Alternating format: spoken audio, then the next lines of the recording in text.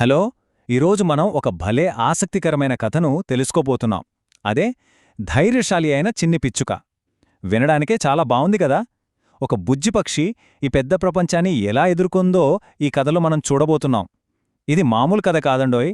మనందరికీ, ముఖ్యంగా పిల్లలకి భలే స్ఫూర్తినిచ్చే ఒక సూపర్ అడ్వెంచర్. అసలు కథలోకి వెళ్లే ముందు ఒక చిన్న ప్రశ్న. అడవిలో ఉండే అతి చిన్న పక్షి అతిపెద్ద హీరో కాగలదా? ఏంటి, హీరో అనగానే పెద్దగా 6 అడుగులుండి భలే బలంగా ఉంటారనుకుంటున్నారా? కాని మన కథలో హీరో అయిన చిన్ను ఆ ఆలోచన ఎలా మార్చేసిందో చూస్తే మీరే ఆశ్చర్యపోతారు. ముందుగా మన హీరోని పరిచయం చేసుకుందాం. ఓ దట్టమైన అడవికి దగ్గర్లో ఉన్న ఒక అందమైన పల్లెటూరు.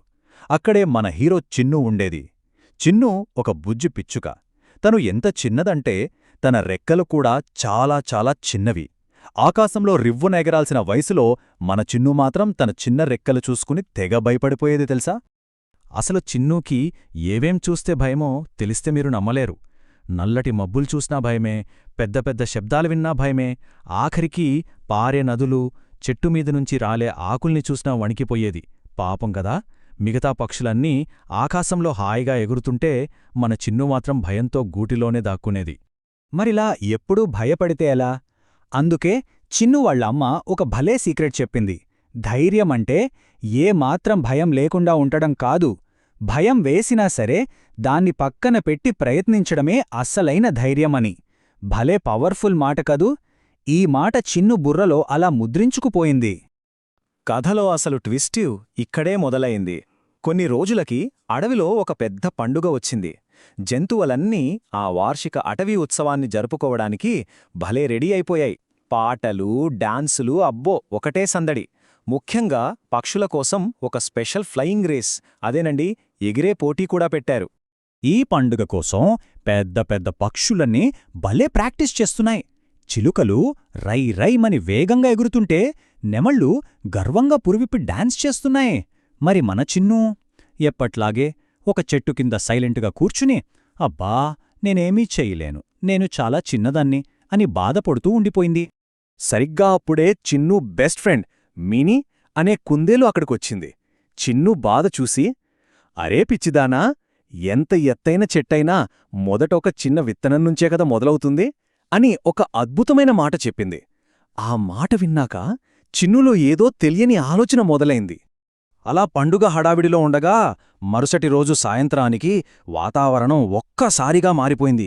ఆకాశమంతా కారు చీకటి, నల్లటి మబ్బులు, ఉరుములు, మెరుపులు. ప్రశాంతంగా ఉన్న ఆ అడవి కకావికలమైపోయింది. ఒక పెద్ద భయంకరమైన తుఫానొచ్చేసింది. అసలు ఏం జరుగుతోందో చూద్దాం. సాయంత్రం 5 గంటలకే మబ్బులు పడ్డాయి. 5:15కి ఢమాల్మని పిడుగులు. 5:30 కల్లా కుండపోత వర్షం. ఆ వర్షానికి 5:30 కల్లా టోటో అనే ఒక బుజ్జి ఉడత ప్రమాదంలో పడిపోయింది. ఉరకలెత్తుతున్న బురద నీటిమీద ఒక విరిగిన కొమ్మమీద చిక్కుకొని సాయం కోసం ఏడుస్తోంది టోటో. పాపం టోటోని కాపాడడానికి ఎవ్వరూ వెళ్లలేకపోతున్నారు. ఎందుకో తెలుసా? కోతి వెళ్దామంటే ఆ కొమ్మ చాలా వీక్గా ఉంది, విరిగిపోతోంది. కుందేలికి అంత ఎత్తేగిలే ఛాన్స్ లేదు. పోని నెమలి వెళ్దామా అంటే తుఫానుగాలికే దాని బరువు వల్లే ఎగరలేకపోతోంది. అడవిలో ఉన్న పెద్ద జంతువులన్నీ అలా నిస్సహాయంగా చూస్తూ ఉండిపోయాయి. ఒక పక్క భయంకరమైన తుఫాను, మరోపక్క టోటో ఏడుపు. ఇప్పుడు అందరిలో ఒకటే టెన్షన్. అసలా బుజ్జి ఉడత టోటోని ఎవరు కాపాడుతారు? అందరి గుండెలు భయంతో రైలుబండిలా కొట్టుకుంటున్నాయి. ఆ సమయంలో తన గూటిలో దాక్కున్న మన చిన్ను గుండె కూడా భయంతో దడదడలాడుతోంది. కాని కరెక్ట్గా ఆ టైంలో వాళ్ళమ్మ చెప్పిన ఆ సూపర్ సీక్రెట్ గుర్తొచ్చింది. భయమేసినా సరే ప్రయత్నించడమే అసలైన ధైర్యం అని. అంతే, మిగతా జంతువులన్నీ నోరెళ్లబెట్టి చూస్తుండగా భయంతో వణుకుతున్న కాళ్లతోనే చిన్ను బయటకు వచ్చింది. ఓ కాకి ఎగతాళి చేసినా అస్సలు పట్టించుకోకుండా, నేను చిన్నదాన్ని కావచ్చు, కాని నేను తప్పకుండా ప్రయత్నించి తీరాలి అని ఎంతో కాన్ఫిడెంట్గా చెప్పేసింది. అబ్బా, ఆ క్షణం చిన్ను ఎంత గ్రేట్ అనిపించిందో. ఈ రెస్క్యూ ఆపరేషన్ ఎలా జరిగిందో చూద్దాం. గాలి రివ్వుమని వీస్తోంది. వర్షం చిన్నుని వెనక్కి నెట్టేస్తున్నా ఏమాత్రం వెనక్కి తగ్గలేదు. తన చిట్టి రెక్కలతో ఆ గాలిని కోసుకుంటూ ఎంతో జాగ్రత్తగా, నెమ్మదిగా ఆ విరిగిన కొమ్మను చేరుకుంది. అదొక పెద్ద సాహసమే అని చెప్పాలి. భయంతో వణికిపోతున్న ఆ బుజ్జి ఉడత దగ్గరికి వెళ్ళి, చిన్నూ ఏమందో తెలుసా? భయపడకు టోటో, నాక్కూడా భయంగానే ఉంది, కాని మనమిద్దరం కలిసి దీన్ని సాధించగలం అని చెప్పింది.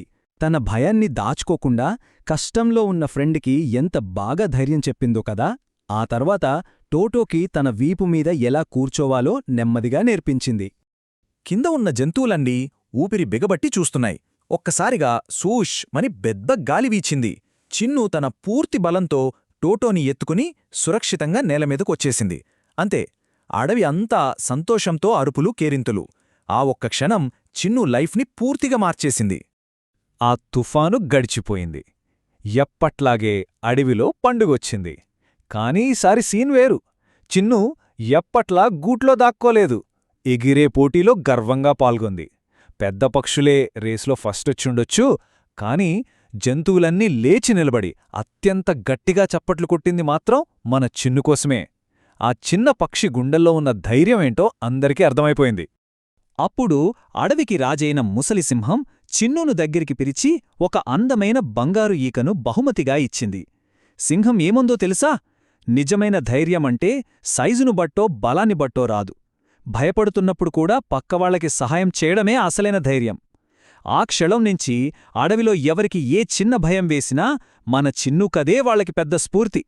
మరి ఈ అందమైన కథ మనకిస్తున్న వివరణ ఏంటో ఒక్కసారి చూద్దాం. ధైర్యమంటే ఏ భయం లేకుండా బతికేయడం కాదు, భయంగా ఉన్నా సరే కరెక్టైన పని చేయడం. కష్టాల్లో ఉన్నవాళ్లమీద మనం చూపించే దయ, ఆ సమయంలో మనం చేసే సాహసమే మనల్ని నిజంగా గొప్పవాళ్లని చేస్తాయి. ఫైనల్గా చిన్ను నేర్చుకున్న, అలాగే మనందరికీ నేర్పించిన అతి గొప్ప పాఠమేంటంటే, చిన్నగా ఉండడమంటే బలహీనంగా ఉండడమని అస్సలు కాదు. మన ఆకారం ఎంత చిన్నదైనా మన మనసులో గట్టి సంకల్పం, కొండంత ధైర్యం ఉంటే దేన్నైనా సాధించేవచ్చు. మన బుజ్జిపిచ్చుక దీని 100% నిరూపించింది. భలే ఉంది కదూ ఈ కథ. ఒక చిన్న పక్షి ధైర్యం ఎంత పెద్ద మార్పును తీసుకొచ్చిందో చూశాం కదా. మరి మీరైతే ఏమనుకుంటున్నారు? మనం రోజువారీ జీవితంలో ఎదుర్కొనే చిన్న చిన్న భయాల్ని జయిస్తే మన చుట్టూ ఎంత పెద్ద పాజిటివ్ మార్పును తీసుకురావచ్చో కదా. చిన్నులాగా మన భయాల్ని ఎదుర్కొని మనం కూడా సూపర్ హీరోలా అయిపోదామా? ఆలోచించండి. ఈ అద్భుతమైన కథా విశ్లేషణను నాతో పాటు పంచుకున్నందుకు చాలా సంతోషం.